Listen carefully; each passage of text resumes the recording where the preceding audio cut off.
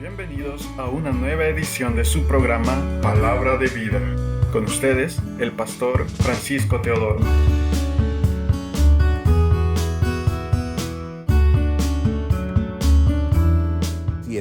Capítulo 4 del libro de Santiago, y leemos desde el versículo 13 hasta el versículo 17. Las Sagradas Escrituras, las cuales leemos en el nombre del Padre, del Hijo y del Espíritu Santo, dice de la manera siguiente: Vamos pues ahora, los que dicen hoy o mañana iremos a tal ciudad, estaremos allá un año y haremos negocios y ganaremos. Ustedes, los que no saben qué será mañana, qué es su vida, porque son un vapor que aparece por un poco de tiempo y luego se desvanece. Más bien deberían decir: si el Señor quiere, viviremos y haremos esto o aquello. Pero ahora se jactan en su soberbia. Toda jactancia de esta clase es mala. Por tanto, al que sabe hacer lo bueno y no lo hace, eso le es pecado. Tengamos una palabra de oración. Padre Celestial, esta es tu hermosa palabra. Esta palabra divina, Señor, es inerrante. Y traemos, Señor, delante de ti, Señor, nuestro corazón. Y nos presentamos a ti como vasos de barro, para que tú puedas traer una palabra de tu corazón, Señor, al corazón de cada uno de nosotros, para que podamos ser edificados, para que vivamos, Señor, conforme al propósito divino. Te lo pedimos en el sagrado nombre de Jesús. Amén y amén. Queridos hermanos, este mensaje tiene una enorme importancia en el día de hoy. Ustedes saben que el mundo está siendo estremecido por tantas cosas que están pasando. Nadie conoce el mañana. Nadie conoce el futuro. Pero las cosas se están presentando de una manera en la cual podríamos ser estremecidos. Y al igual como el apóstol Santiago, inspirado por el Espíritu Santo, está instruyendo a los creyentes de aquella época de cómo ellos tenían que vivir la vida cristiana, en los pasajes que hemos leído anteriormente y en los pasajes que hemos estado enseñando en estos pasados, nos enfrenta a una situación. Es como una familia, tal como está en la pantalla, una familia que está caminando y hay dos caminos ahí y no sabe por dónde irse. Y muchas veces tomamos decisiones que a veces sin consultar con Dios, y vamos a enfrentar situaciones difíciles. Es un momento en el cual la sabiduría de Dios quiere guardar y proteger la vida de cada uno de sus hijos. Como un padre amoroso, Él quiere guardarnos. De manera que es importante este mensaje, porque recuerda cuando usted estaba en el país de origen, allá cuando estábamos en el pueblito, y pensamos venir aquí para poder tener una oportunidad de obtener ingresos y bendecir nuestra familia. Y le pedimos a Dios: Señor, si es tu voluntad, llévanos hasta allá. Y algunos pasaron momentos más difíciles que otros. Algunos atravesaron el desierto y sufrieron por la escasez de agua. Otros pasaron momentos de peligro, pero de todas ellas Dios lo guardó y lo tiene aquí hoy. Amén. Y Dios lo ha bendecido y lo ha guardado. ¿Por qué? Porque Dios es un Dios bueno y misericordioso. De manera que en la epístola de Santiago, la instrucción a los creyentes empieza hablando acerca de las aflicciones que vienen a nuestra vida y cómo tenemos que verla, donde también enseña acerca de la sabiduría de Dios para nuestras vidas. Busquemos la sabiduría de Dios. Dios es amplio, hermano, en sabiduría. El que pida sabiduría, pídala a Dios, porque Él la da sin reproche alguno. También nos enseña cómo debemos hacer con la palabra de Dios. No solo hay que ser oidores, hay que obedecer la palabra, hay que ser hacedores de la palabra. Son consejos que el Espíritu Santo le está dando a esta iglesia que estaba pasando por un momento de persecución. También nos habla acerca de cuáles son las marcas verdaderas de la vida cristiana. Debemos tratar a todos por igual, sin hacer acepción de personas. Esto lo está hablando también en la carta de Santiago. El estatus social y económico no tiene que ver para poder tener una relación amorosa con los hermanos. No hagamos de menos al que no tiene, ni tampoco tratemos mejor al que sí tiene, porque el terreno al pie de la cruz es plano. También debemos acercarnos a Dios cuando hemos fallado y hemos pecado a Dios. La escritura es una escritura que confronta nuestro pecado para alcanzar una vida digna y agradable a Dios. Estamos viviendo un tiempo donde ahora mismo le rendimos culto y adoración a la autosuficiencia. Se venden las ideas muy fácilmente. Tú eres el amo de tu vida, el señor de tu destino. Así nací, así voy a morir. Hay tanta influencia de que tú eres el rey de tu vida. Y eso lo que hace es un egoísmo, mostrando sencillamente el amor hacia ti mismo y no exaltando la grandeza de Dios.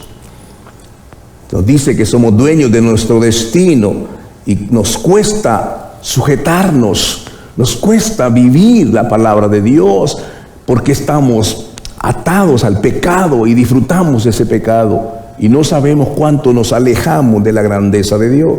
Por eso en la palabra que hemos leído dice, esta vida, ellos estaban pensando, mañana, ¿qué vamos a hacer? Nos dice, hoy y mañana iremos a la ciudad, estaremos allá un año y haremos negocio y ganaremos.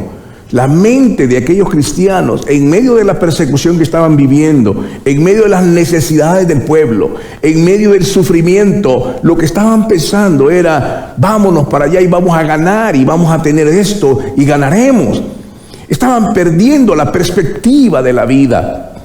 Cada uno de nosotros está enfocado en lo que vamos a ganar, cuánto voy a recibir el cheque el viernes y el otro cheque ya lo estamos gastando antes de recibirlo. Y él dice, en vez de estar pensando en eso, tienes que pensar en cuál es el propósito de Dios y en tu vida.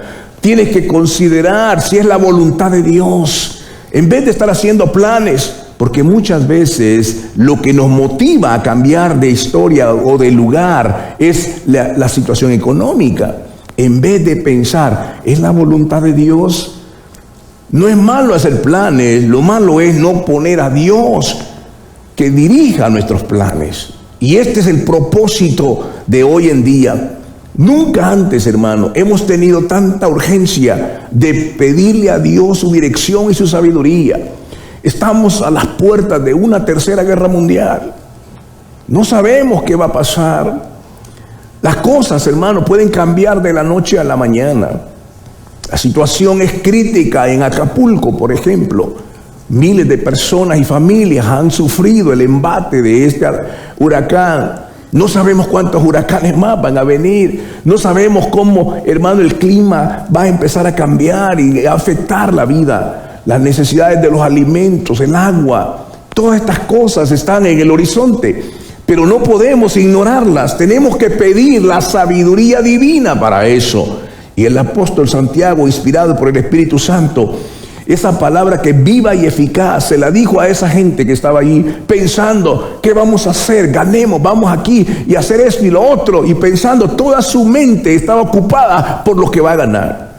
En vez de eso, ¿qué es la voluntad de Dios? ¿Qué es lo que Dios quiere para mí?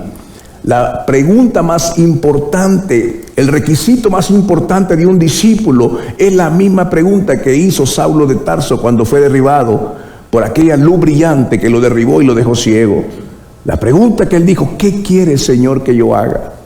¿Qué quieres que yo haga? Esa es la pregunta de un verdadero cristiano, de un discípulo que tiene que entender, Señor, guíame. ¿Qué debo hacer con mi familia? Señor, es tiempo de construir el arca porque viene un diluvio, dijo Noé. Es tiempo, Señor, de preparar nuestra familia para lo que viene. Hermanos amados, nuestros hijos están siendo afectados por toda esa ideología de género que viene sobre sus mentes.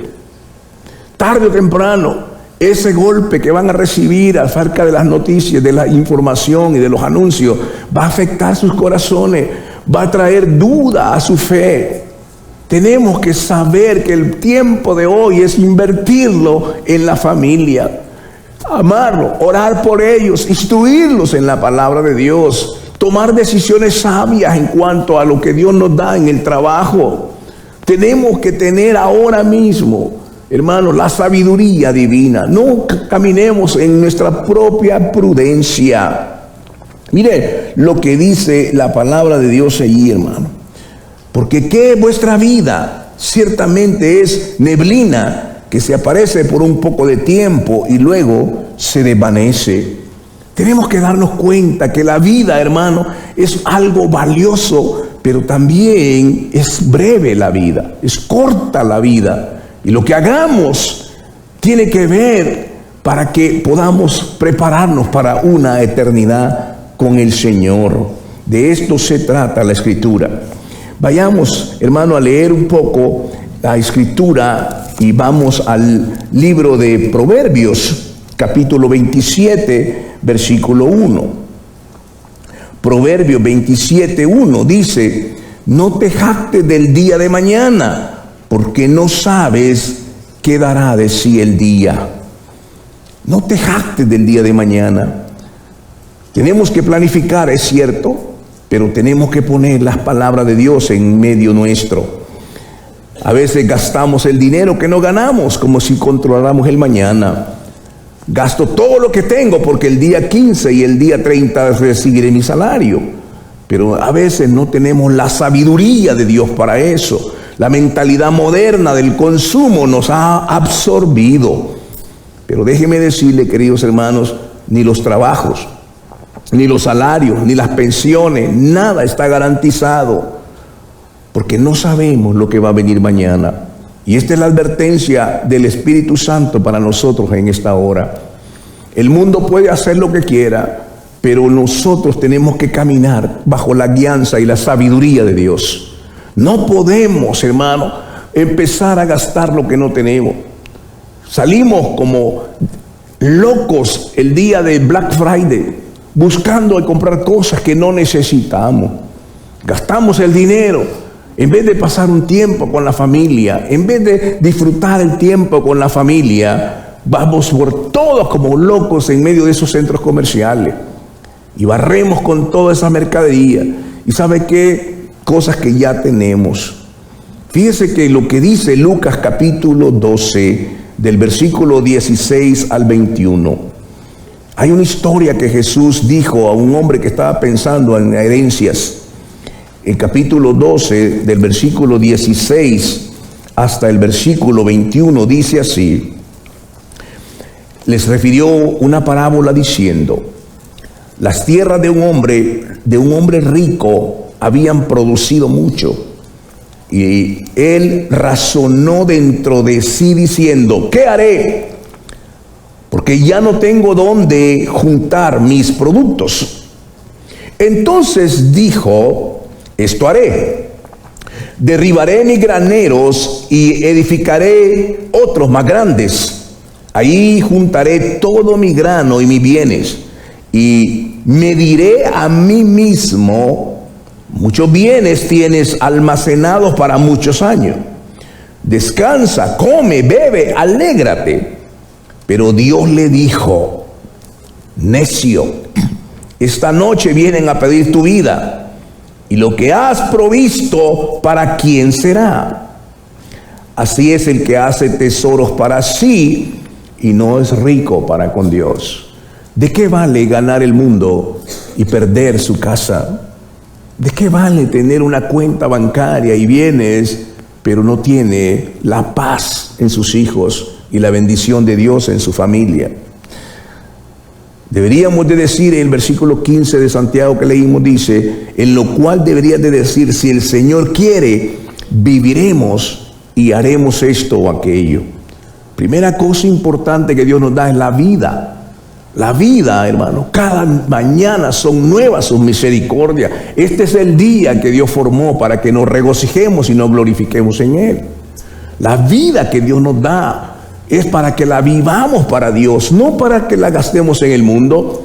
Déjeme decirlo esto con toda contundencia. Dios no te trajo de tu pueblo a esta nación para destruir tu vida. Dios no te trajo aquí para que el diablo te exhiba en el pecado. Dios te trajo aquí para que seas luz de Dios, para que brille la luz de Dios en tu vida, para que seas un canal de bendición a tu familia. Dios no te trajo aquí a enriquecerte. Dios te trajo aquí para que tu corazón sea humilde y agradecido, para que puedas ser un instrumento de bendición a tu familia, para que camines en la bendición de Dios, no para que camines en el mundo. Si tú ignoras el mandato de Dios, no hay cosa más terrible, hermano, que Dios te abandone. El hombre más desgraciado del mundo no es el que perdió $1 millón. El hombre más desgraciado del mundo es el cual Dios lo abandonó. Eso es lo más terrible. Pero amamos las cosas del mundo. No es malo tener cosas, pero las cosas no pueden poseerte a ti. Cuando tú entregas tu corazón a Dios, cuando tú te humillas delante de Dios, Dios te puede bendecir para que tú puedas bendecir a otros.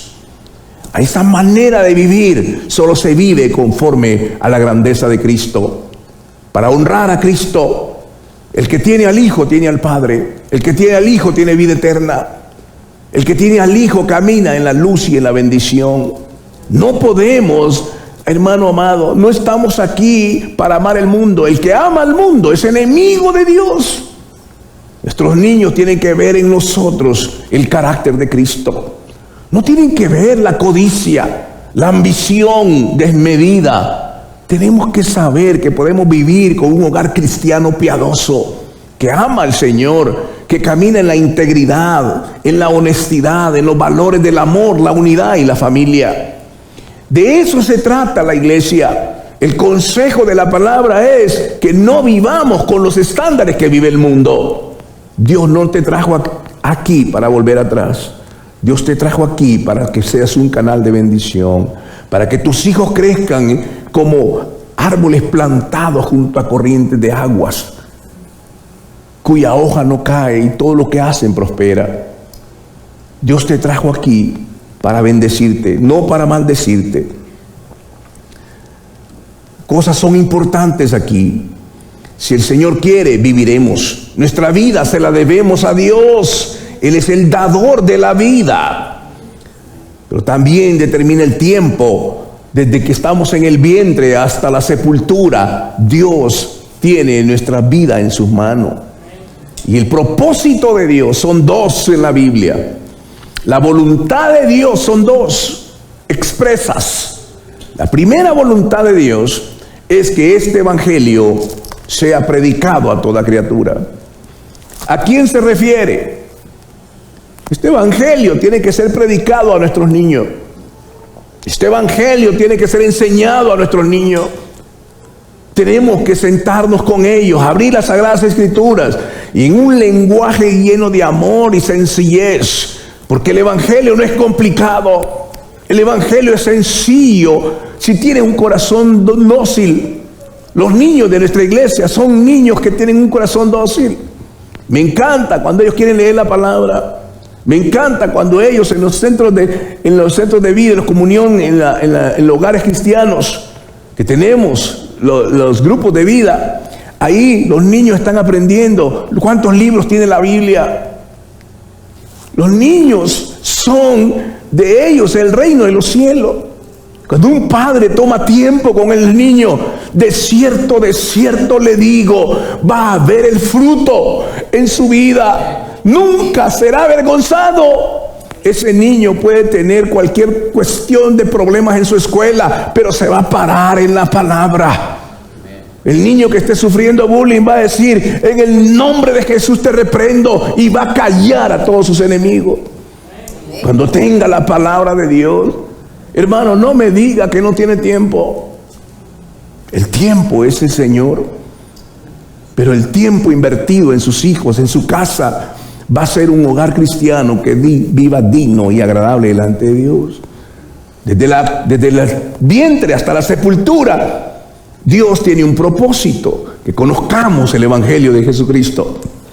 No un evangelio comercial, no un evangelio manipulado, no un evangelio que está codicioso de dinero, un evangelio que transforma vidas, un evangelio que está cubierto con la sangre de Cristo, un evangelio que predica la muerte de Cristo. Ese es el evangelio de un Cristo que murió por nuestros pecados, pero que resucitó al tercer día. Ese es el evangelio verdadero y que vendrá por segunda vez.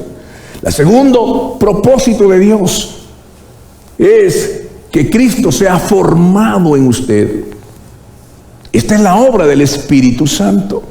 Cuando usted recibe a Cristo, cuando usted se entrega a Cristo y viene a Cristo y recibe el Grotrac, recibe el bautismo, hay una obra milagrosa. El Espíritu Santo viene a morar en nosotros.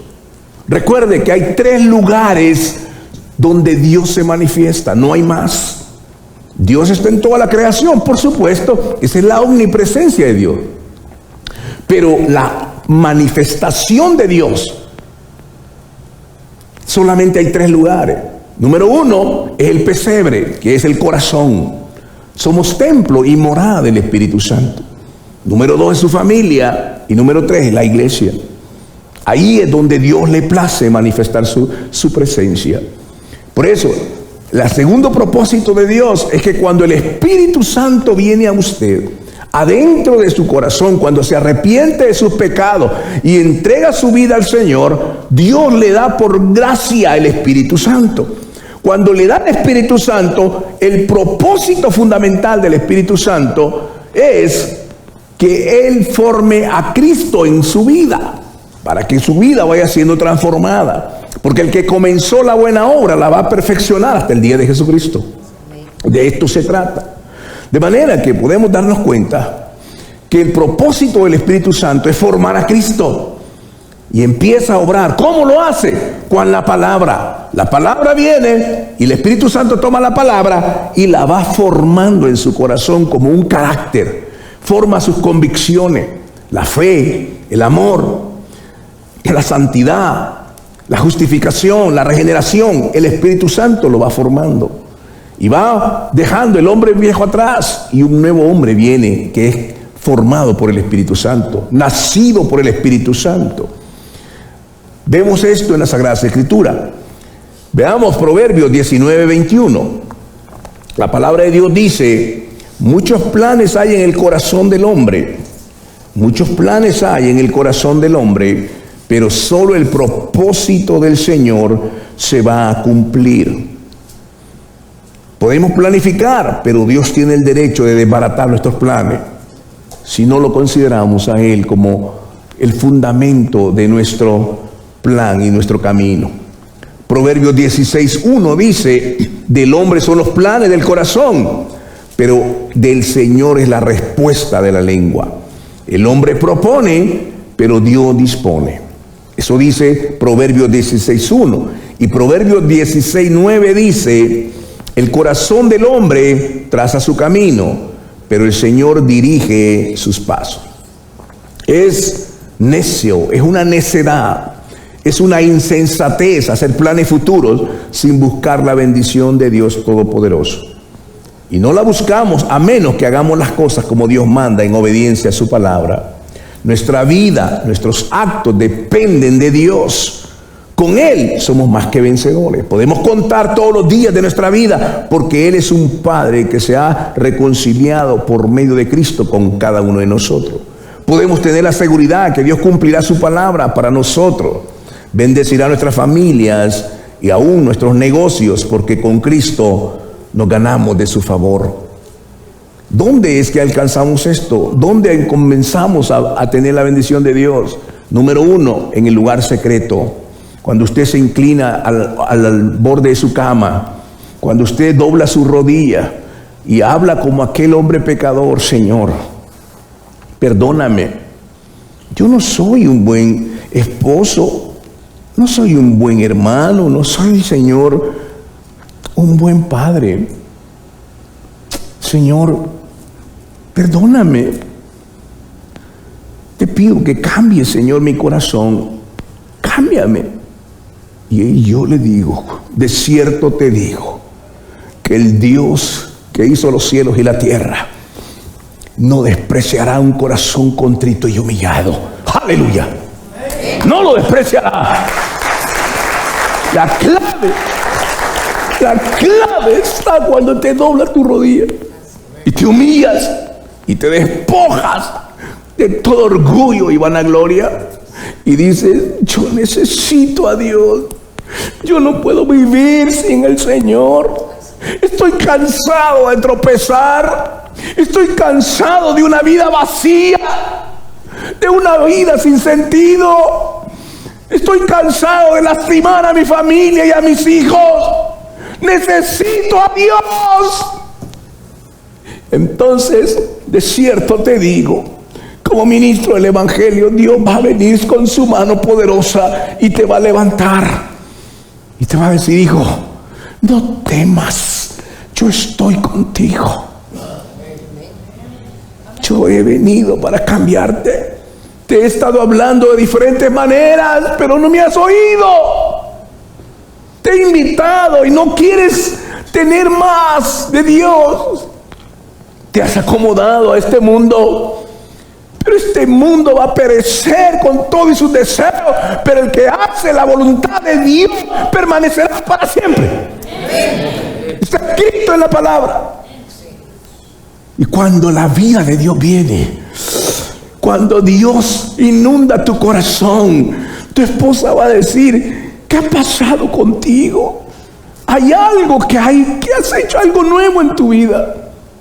Y te va a ver postrado en tu cama, pidiéndole a Dios, clamando, mojando con tus lágrimas, diciéndole, Señor, te necesito.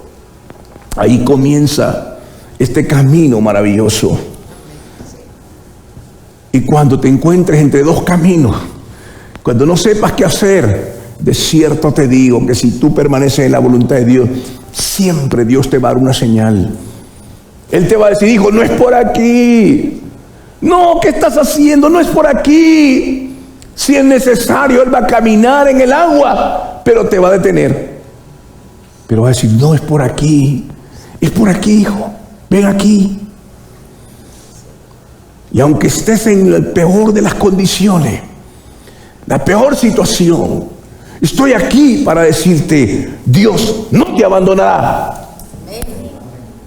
Él dijo que cuando venimos a Él, su gracia y su misericordia vendrá con nosotros. Él cumplirá su palabra. Nunca ha fallado a su palabra. Él no fallará a ti. Cuida tu familia. Guarda tu corazón en Él. Nada debajo del cielo es más importante que tu casa y tu familia. Que cuando entres por esa puerta, resplandezca la gracia de Dios en ti. Que tus niños se acerquen y te abracen y te digan, papá, qué bueno estar aquí. Y tú puedas abrazarlos y bendecirlos sin ninguna contaminación en tu corazón. Que podamos caminar con Dios.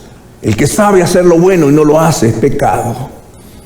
No podemos estar frente a un momento en el cual el mundo puede cambiar y toda nuestra vida se derrumbe. No. Hoy es tiempo de confiar nuestro futuro en el Señor. Es tiempo de unirnos como iglesia. Es tiempo de estar con el que sufre. Es tiempo de estar con el necesitado. Es tiempo de celebrar con el que tiene la bendición de Dios. Esta es la iglesia de Cristo. Y para eso estamos determinados, para volvernos al Señor. No demores tu decisión. No sabes lo que puede pasar mañana. Hace un tiempo atrás, y con esto termino, conocí a un presidente de un banco. Esa gente es inaccesible, pero casualizó en un evento y estaba este hombre anciano ahí con todo su equipo de seguridad. Yo estaba cerca de él Y yo decía en mi corazón, tengo que predicarle a Cristo, porque no sé mañana. Pero no tuve la oportunidad y me fui con ese pesar. No sé por qué sentía tanto peso por esta persona. No le prediqué nada de Cristo, no me dio la oportunidad. Y ¿sabe qué? Al día siguiente leo el periódico. Esa noche murió. Le dio un infarto. Yo lloré delante de Dios y dije, Señor, nunca más dejaré de predicar el Evangelio cuando tú me lo mandes.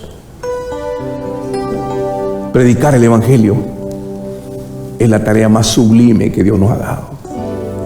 Querido hermano, si a mí me ofrecieran un puesto de presidente de una nación a cambio de predicar el Evangelio, ni siquiera lo consideraría. Esta es la posición más importante de mi vida. Esta es la posición más alta que Dios me ha dado. Y nunca dejaré de hacer esto. Predicar a Cristo y ver vidas cambiadas. Ese es el enorme gozo de mi corazón. Pongámonos de pie. Si hay alguien aquí hoy, si hay alguien aquí que está pasando por un momento de tormenta, si hay alguien aquí que está pasando por una situación difícil, confíelo al Señor. Dios no puede hacer dos cosas. No puede pecar y Dios no puede fallar a su palabra. Si tú te acercas al Señor, si tú le entregas tu vida al Señor, Dios es lo único que tienes. Él va a cambiar tu lamento en gozo, tu tiniebla en luz, tu temor en confianza. Dios te trasladará de las tinieblas a la luz. No hay otra manera de venir a Dios. Entrégale tu vida al Señor. Si hoy Dios ha hablado a tu corazón, no demores tu decisión. No sabes mañana lo que va a pasar. No sabes lo que va a pasar mañana. Entrégale tu vida al Señor hoy.